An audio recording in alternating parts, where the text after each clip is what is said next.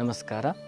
ವಸುದೇವ ಸುತಂ ದೇವಂ ಕಂಸಚಾಣೂರಮರ್ದನಂ ದೇವಕೀ ಪರಮಾನಂದಂ ಕೃಷ್ಣಂ ವಂದೇ ಜಗದ್ಗುರುಂ.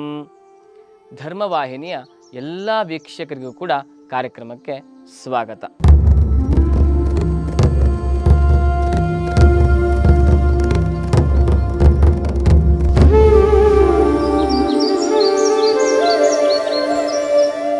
ಇವತ್ತಿನ ದಿವಸ ಗುರುಭಕ್ತಿ ಎನ್ನುವಂಥದ್ದು ನಮ್ಮಲ್ಲಿ ಇದೆ ಅಂತ ಆದರೆ ಅದು ನಮ್ಮನ್ನು ಯಾವ ಶ್ರೇಷ್ಠತೆಗೆ ತೆಗೆದುಕೊಂಡು ಹೋಗುತ್ತದೆ. ಗುರುವಿಗೋಸ್ಕರ ನಾವು ಯಾವುದಾದ್ರೂ ಒಂದು ತ್ಯಾಗವನ್ನು ಮಾಡಿದ್ವಿ ಅಂತ ಆದರೆ ಆ ಸೂರ್ಯ ಚಂದ್ರರು ಇರುವಲ್ಲಿಯವರೆಗೂ ಕೂಡ ನಮ್ಮ ಹೆಸರು ಇರ್ತದೆ ಎನ್ನುವಂಥ ವಿಚಾರದ ಬಗ್ಗೆ ಒಂದು ಕಥೆಯ ಮುಖಾಂತರವಾಗಿ ಅರ್ಥ ಮಾಡಿಕೊಳ್ಳೋಣ. ದ್ರೋಣಾಚಾರ್ಯರು ಎಲ್ಲ ಪಾಂಡವರಿಗೂ ಕೌರವರಿಗೂ ಕೂಡ ಪಾಠವನ್ನು ಮಾಡ್ತಾ ಇರ್ತಾರೆ. ಆ ಒಂದು ಆಸ್ಥಾನಕ್ಕೂ ಒಂದು ರಾಜ್ಯದ ಕ್ಷತ್ರಿಯರಿಗೆಲ್ಲರಿಗೂ ಕೂಡ ಪಾಠವನ್ನು ಮಾಡುವಂಥ ಸಂದರ್ಭದಲ್ಲಿ ಅರ್ಜುನನಿಗೆ ಹೇಳಿರ್ತಾನೆ, ನಿನ್ನನ್ನು ಈ ಪ್ರಪಂಚದಲ್ಲೇ ಅದ್ವಿತೀಯ ಬಿಲ್ಲುಗಾರನನ್ನಾಗಿ ನಾನು ಮಾಡ್ತೇನೆ. ಇದು ಪರಮ ಸತ್ಯ, ಇದು ಸುಳ್ಳಾಗಲಿಕ್ಕೆ ಸಾಧ್ಯವೇ ಇಲ್ಲ. ಪ್ರಪಂಚದಲ್ಲಿ ನಿನಗೆ ಸರಿಸಮಾನನಾಗಿ ಯಾರು ಇರಬಹುದು, ಅಷ್ಟರ ಮಟ್ಟಿಗೆ ನಾನು ನಿನ್ನನ್ನು ಬಿಲ್ವಿದ್ಯಾ ಪ್ರವೀಣನನ್ನಾಗಿ ನಾನು ಮಾಡ್ತೇನೆ ಅಂತ ಹೇಳಿ ಮಾತನ್ನು ಕೊಡ್ತಾರೆ. ಅದೇ ರೀತಿಯಲ್ಲಿ ಪಾಠವನ್ನು ಕೂಡ ಮಾಡ್ತಾ ಇರ್ತಾರೆ. ಒಂದು ದಿವಸ ರಾಜಕುಮಾರರೆಲ್ಲರೂ ಕೂಡ ಸೇರಿಕೊಂಡು ಬೇಟೆಯನ್ನು ಆಡುವುದಕ್ಕೋಸ್ಕರವಾಗಿ ಕಾಡಿಗೆ ಹೋಗುತ್ತಾರೆ. ಕಾಡಿಗೆ ಹೋದಂತಹ ಸಂದರ್ಭದಲ್ಲಿ ಏನಾಯಿತು, ಇವರ ಜೊತೆಯಲ್ಲಿ ಒಬ್ಬ ರಾಜಕುಮಾರನ ಒಬ್ಬ ವ್ಯಕ್ತಿ ನಾಯಿಯನ್ನು ಕೂಡ ಕರೆದುಕೊಂಡು ಬಂದಿದ್ದ. ಅದು ಇತ್ತಿಂದತ್ತ ಓಡತ್ತೆ ಹೋಗತ್ತೆ, ಎಲ್ಲ ರೀತಿಯಲ್ಲಿ ಮಾಡ್ತಾ ಇರತ್ತೆ. ಆಗ ಅದು ಹೋಗಿ ಏನು ಮಾಡುತ್ತೆ, ಒಬ್ಬ ವ್ಯಕ್ತಿ ಅಲ್ಲಿ ಧನುಷ್ಠೇಂಕಾರವನ್ನು ಬಿಲ್ಲು ಬಾಣವನ್ನು ಹೂಡುತ್ತಾ ಇರ್ತಾನೆ. ಅದು ಕೂಗತ್ತೆ, ಜೋರಾಗಿ ಬೊಗಳುವುದಕ್ಕೆ ಆರಂಭ ಮಾಡುತ್ತೆ.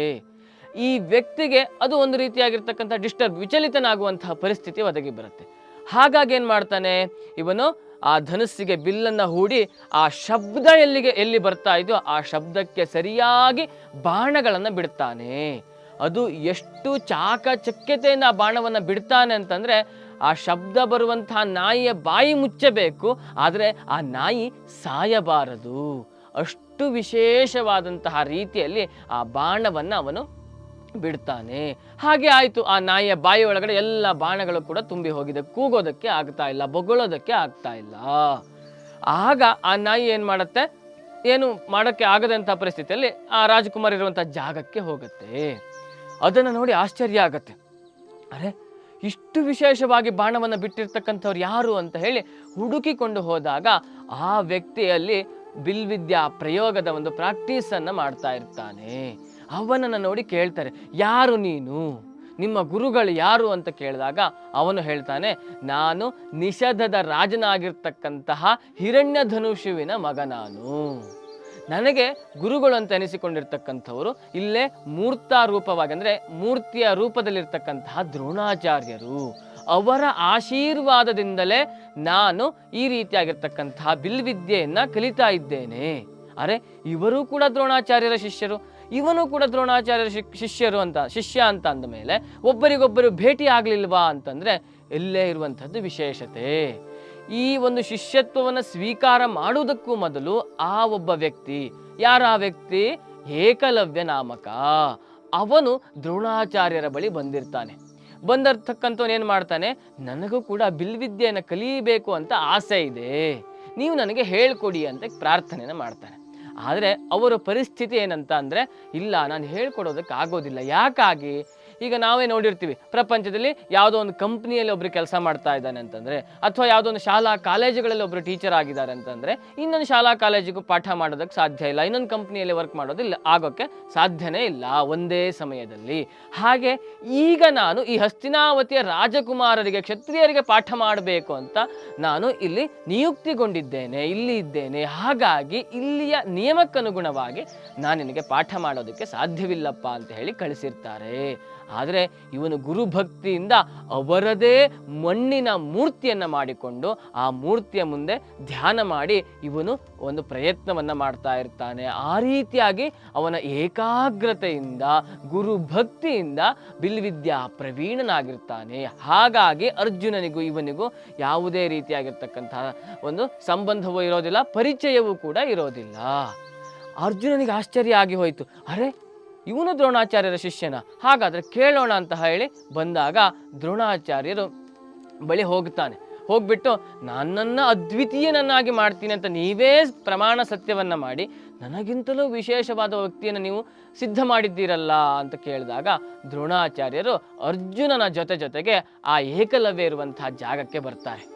ಬಂದು ಅವನ ಭಕ್ತಿಯನ್ನು ನೋಡಿ ಅವರಿಗೇ ಆಶ್ಚರ್ಯವಾಗುತ್ತದೆ. ಆದರೆ ಅವರ ಮಾತು ಸುಳ್ಳಾಗಬಾರದಲ್ಲ, ಅವರು ಅರ್ಜುನಿಗೆ ಕೊಟ್ಟಂತಹ ಮಾತು ಉಳಿಯಬೇಕಲ್ಲ. ಹಾಗಾಗಿ ಏಕಲವ್ಯನ ಬಳಿ ಹೇಳ್ತಾರೆ, ನೀನು ನನ್ನ ಶಿಷ್ಯ ಅಲ್ವಾ, ನನ್ನನ್ನು ನೀನು ಗುರುವಾಗಿ ಸ್ವೀಕಾರ ಮಾಡಿದ್ಯಾ ತಾನೆ, ಹಾಗಾದರೆ ನೀನು ಗುರುದಕ್ಷಿಣೆಯಾಗಿ ನನಗೇನನ್ನಾದರೂ ಕೊಡಬೇಕು. ಆಗ ಏಕಲವ್ಯ ಭಕ್ತಿಯಿಂದ ಕೇಳ್ತಾನೆ, ಏನು ಬೇಕು ಸ್ವಾಮಿ, ಗುರುಗಳೇ ಏನು ಬೇಕು ಅಂತ ಕೇಳ್ತಾನೆ. ಆಗ ಏಕಲವ್ಯನ ಬಳಿ ದ್ರೋಣಾಚಾರ್ಯರು ಕೇಳ್ತಾರೆ, ನಿನ್ನ ಬಲಗೈಯ ಹೆಬ್ಬೆರಳನ್ನು ಗುರುದಕ್ಷಿಣೆಯಾಗಿ ನನಗೆ ಕೊಡು. ಅದೇ ರೀತಿಯಲ್ಲಿ ಅವನು ಒಂದು ವಿಚಾರವನ್ನು ಕೂಡ ಮಾಡಿದೆ. ಯಾಕೆ ಇಲ್ಲಿ ಒಬ್ಬ ಬಿಲ್ವಿದ್ಯಾಗಾರನಿದ್ದಾನೆ ಅಂತಂದರೆ ಬಿಲ್ವಿದ್ಯೆಯಲ್ಲಿ ಪ್ರವೀಣನಾಗಬೇಕು ಅಥವಾ ಪ್ರವೀಣನಿದ್ದಾನೆ ಅಂದರೆ ಅವನಿಗೆ ಹೆಬ್ಬೆರಳು ಎನ್ನುವಂಥದ್ದು ಬಹುಮುಖ್ಯವಾಗುತ್ತದೆ. ಬಿಲ್ಲನ್ನು ಹಿಡಿದು ಎಳಿಬೇಕು ಅಂದರೆ ಹೆಬ್ಬೆರಳು ಮುಖ್ಯ. ಅದನ್ನೇ ಕೇಳಿದಾಗಲೂ ಕೂಡ ಒಂದು ಚೂರು ಯೋಚನೆಯನ್ನು ಮಾಡದೆ ಅದನ್ನಲ್ಲಿಯೇ ಕತ್ತರಿಸಿ ಕೊಟ್ಟು ಬಿಡ್ತಾನೆ. ಹೀಗೆ ಅವನು ತನ್ನ ಶಿಷ್ಯತ್ವವನ್ನು ಮೆರೀತಾನೆ, ತನ್ನ ಗುರು ಭಕ್ತಿಯನ್ನು ಮೆರೀತಾನೆ. ಇಲ್ಲಿ ನಾವು ಅರ್ಥ ಮಾಡಿಕೊಳ್ಳಬೇಕಾಗಿರ್ತಕ್ಕಂಥದ್ದೇನು ಅಂದರೆ, ಅಯ್ಯೋ ಗುರುಗಳು ಈ ಥರವಾಗಿ ಮೋಸ ಮಾಡಿದ್ರು ಅಂಥದ್ದಲ್ಲ. ಇಲ್ಲಿ ನಾವು ಅರ್ಥ ಮಾಡಿಕೊಳ್ಳಬೇಕಾಗಿರ್ತಕ್ಕಂಥದ್ದು ಆ ಏಕಲವ್ಯನ ತ್ಯಾಗ. ಅವನು ಅಕಸ್ಮಾತ್ ಅಲ್ಲಿ ಕೊಟ್ಟಿರಲಿಲ್ಲ, ಗುರುಗಳು ಕೇಳಿರಲಿಲ್ಲ ಅಂತಂದರೆ ಹಲವಾರು ನೂರಾರು ಜನ ಮಹಾಭಾರತದಲ್ಲಿ ಬಂದು ಹೋಗಿದ್ದಾರೆ, ಎಷ್ಟೆಷ್ಟೋ ಬಿಲ್ವಿದ್ಯಾ ಪ್ರವೀಣರು. ಅವರಲ್ಲಿ ಒಬ್ಬನಾಗಿ ಮರೆತು ಹೋಗ್ತಾ ಇದ್ದ, ನಮಗೆ ನೆನಪಿನಲ್ಲಿ ಉಳಿಯದಂತಹ ಪರಿಸ್ಥಿತಿ ಒದಗಿ ಬರ್ತಾ ಇತ್ತು. ಆದರೆ ಅವತ್ತಿನ ದಿವಸ ಆ ಹೆಬ್ಬೆರಳನ್ನು ಅವನು ಕೊಟ್ಟಿದ್ದರಿಂದ, ಗುರುದಕ್ಷಿಣೆಯಾಗಿ ಕೊಟ್ಟಿದ್ದರಿಂದಲೇ ಇವತ್ತಿಗೂ ಕೂಡ ಅವನ ತ್ಯಾಗವನ್ನು, ಅವನ ಗುರು ಭಕ್ತಿಯನ್ನು ಪ್ರಪಂಚದಾದ್ಯಂತ ಗುರುತಿಸಿಕೊಳ್ತಾರೆ, ನೆನಪು ಮಾಡಿಕೊಳ್ತಾರೆ. ಅಂತಹ ಭಕ್ತಿ ನಮ್ಮಲ್ಲಿರಬೇಕು. ಆ ರೀತಿಯಾಗಿರ್ತಕ್ಕಂಥ ಗುರು ಎನ್ನುವಂಥ ಭಾವನೆ ನಮ್ಮಲ್ಲಿರಬೇಕು. ಇಂದಿನ ದಿವಸ ಏನಾಗಿದೆ ಅಂದರೆ, ಗುರು ಎನ್ನುವಂಥ ಒಂದು ಭಕ್ತಿ ಏನು, ಒಂದು ಗೌರವವೂ ಕೂಡ ಇಲ್ಲದಂತಹ ಪರಿಸ್ಥಿತಿ ಒದಗಿ ಬಂದಿದೆ. ಹಾಗಾಗಬಾರ್ದು. ನಾವೆಲ್ಲರೂ ಕೂಡ ಏಕಲವ್ಯನಂತಹ ರೀತಿಯಾಗಿ ಗುರು ಭಕ್ತಿಯನ್ನು ನಾವು ಇಟ್ಕೊಳ್ಳೋಣ. ಆ ಗುರುಭಕ್ತಿಯಿಂದಲೇ ಹೆಬ್ಬೆರಳು ಕೂಡ ಅವನಲ್ಲಿ ಹೋದರೂ ಕೂಡ ಅವನು ಬಿಲ್ವಿದ್ಯಾಗಾರನಾಗೆ ಉಳಿತಾನೆ, ಒಳ್ಳೆಯ ರೀತಿಯಲ್ಲೇ ಬಿಲ್ವಿದ್ಯೆಯನ್ನು ಅವನು ಕಲಿತಾನೆ. ಹಾಗೆಯೇ ನಾವು ಕೂಡ ನಮಗೆ ಕಲಿಸಿರ್ತಕ್ಕಂತಹ ಅಥವಾ ಕಲಿಸುವಂತಹ ಗುರುಗಳನ್ನು ಭಕ್ತಿಯಿಂದ ನೋಡೋಣ, ಅವರನ್ನು ಗೌರವದಿಂದ ನೋಡೋಣ ಅಂತ ಹೇಳ್ತಾ ಇವತ್ತಿನ ಕಾರ್ಯಕ್ರಮವನ್ನು ಇಲ್ಲಿಗೆ ಮುಗಿಸ್ತಾ ಇದ್ದೇನೆ. ಧನ್ಯವಾದಗಳು.